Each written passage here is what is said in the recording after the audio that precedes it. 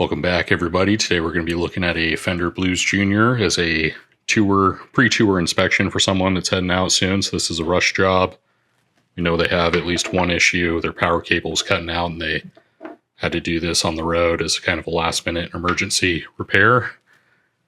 They also brought in a Fender Footswitch that's problematic for a different amp.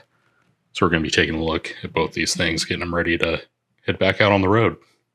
Before we dive into the amp, we can kind of quickly assess this foot switch. I've taken the back shell off here.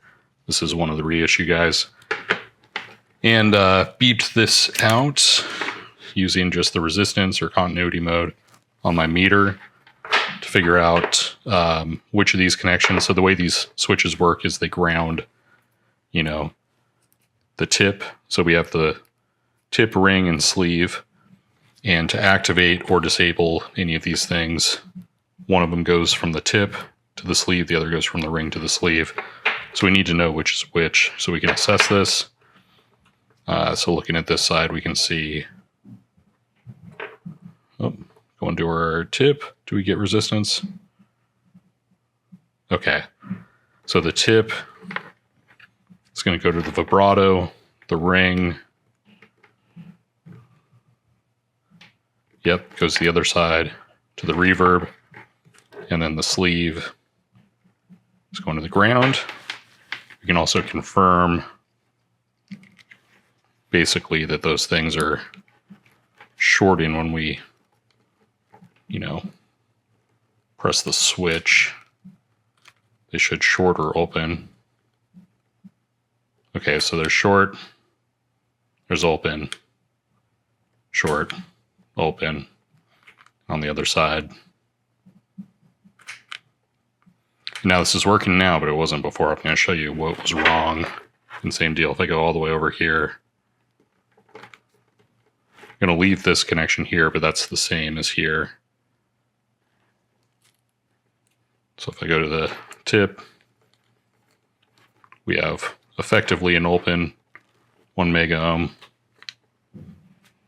And down to 0.3, which is effectively a short, and going to the sleeve, same deal. We can toggle it back and forth. Okay, so what was wrong with this? Well, take a look at this.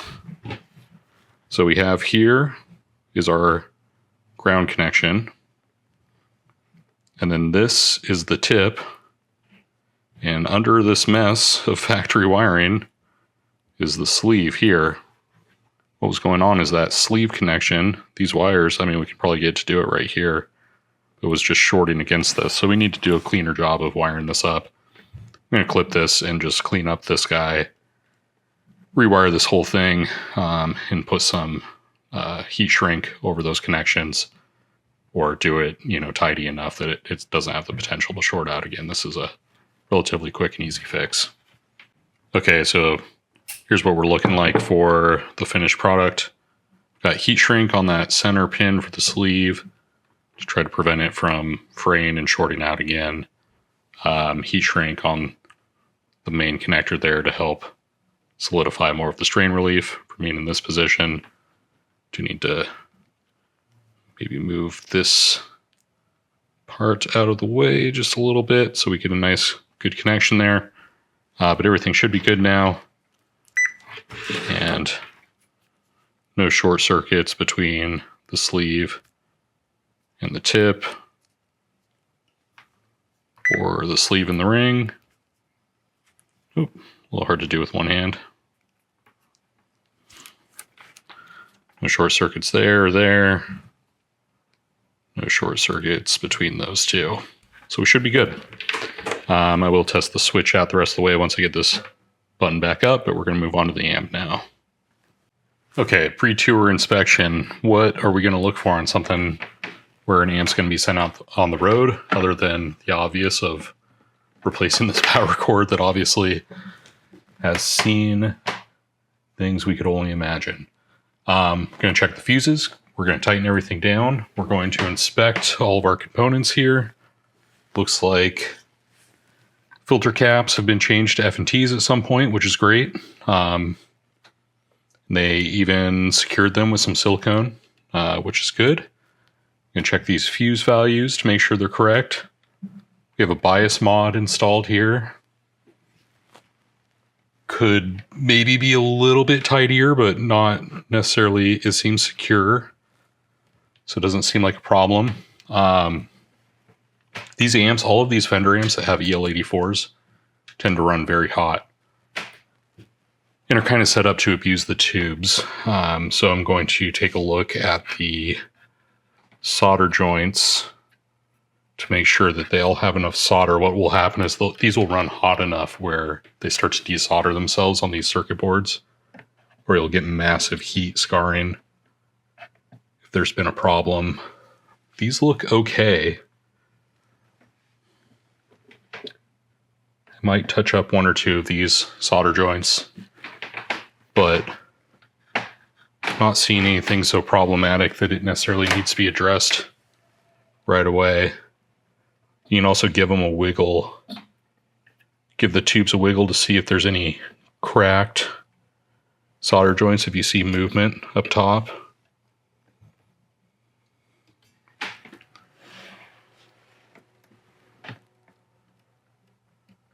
And I'm not really seeing that happening here, so we're probably good.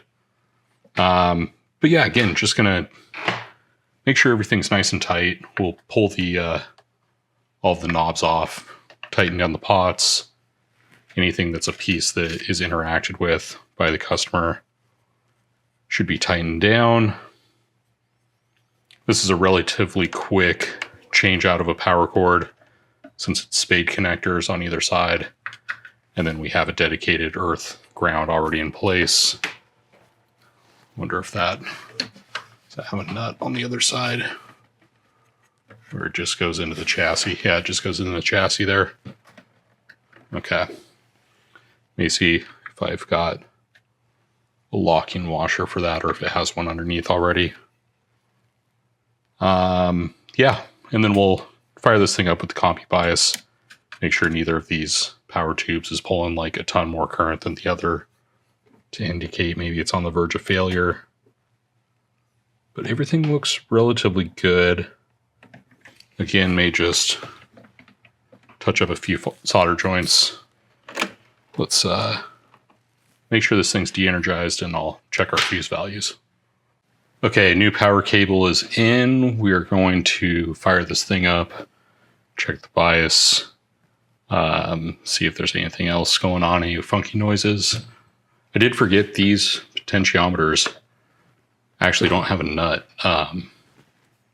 So that's something, but yeah, let's see what we get here. Yeah, there's kind of just a plastic shaft that goes down on them to a smaller potentiometer. And let's see what we get for our bias. We're looking for 6 to 9 watts. Again, I'm up to 9 on one of the tubes. 9.3, 9.6, 10. Let's see, I may want to grab my tool for dropping the bias there.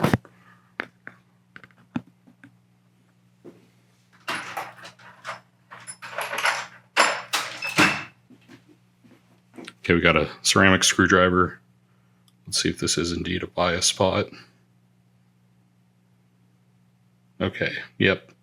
Just the tiniest turn there, drop that down to 9. I'm talking watts here.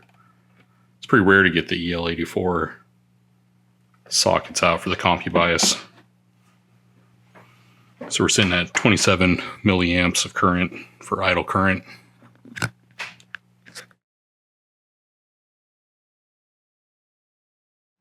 Plate voltage is 335 volts.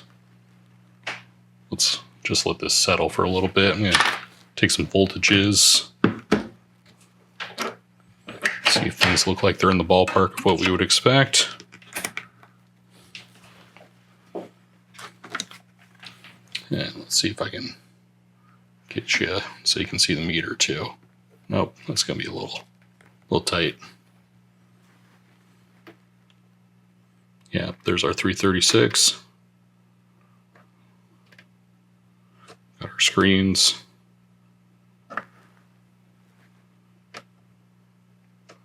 247, 273, 313.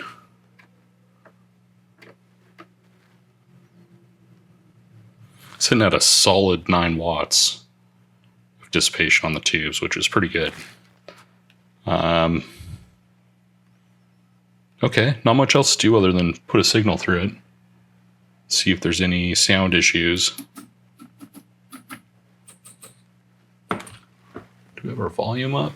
Let's see.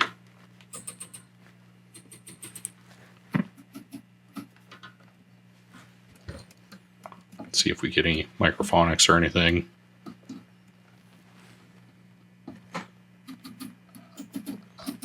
Actually seems pretty stable. Okay, let's put a signal through this thing.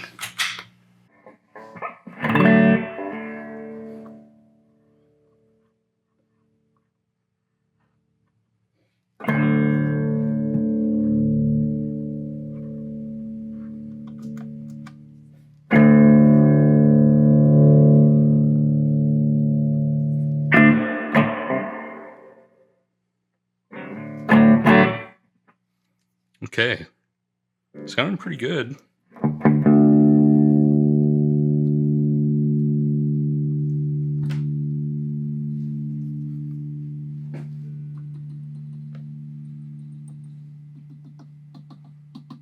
Yeah, no microphonics.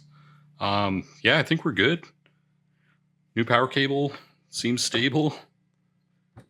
Got the strain relief in there. We left our earth ground longer than the other cables. Everything's strain relieved. Shouldn't be an issue. I'm guessing the old one just got ran over by like a cab or something like that. And over time became an issue. So, okay, we're going to call this good. We're going to button it back up and let the customer know. Should be good for a tour. As always, thanks for watching. We'll see you on the next one.